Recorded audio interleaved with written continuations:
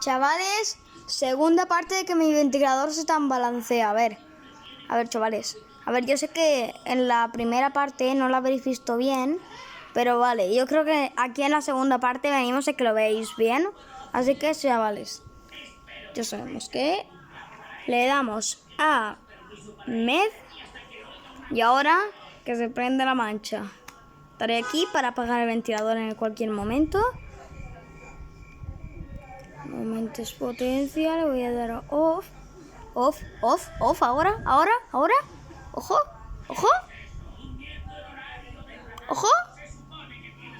Ojo, mirad, se toma la vea. Corre, stop. Off, chavales, sí. Vale, voy a jugarla y le voy a dar a low. No sé lo que vaya a pasar, pero yo pensaba que med y low eran las velocidades más bajas.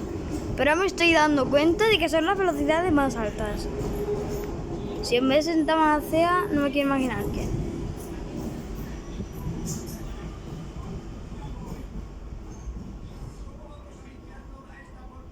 Ostras.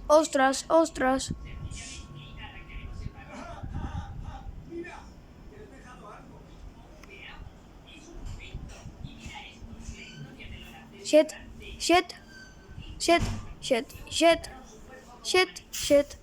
No se está tan balanceando porque aquí en el vídeo se ve que va muy despacio.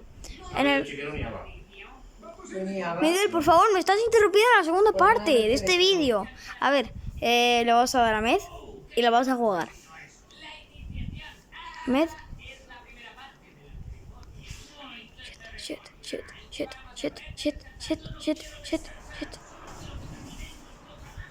Uy, corre, se está balanceado, chaval. Tío, qué susto me lleva, güey, porque se te balancea este ventilador por la... Pero si nos da igual. Por la Pepa. Por la Pepa se te balancea. Pepa, esto es tu culpa. Pepa, esto es por tu culpa.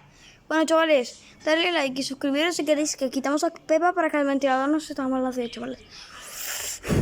Qué susto, chaval.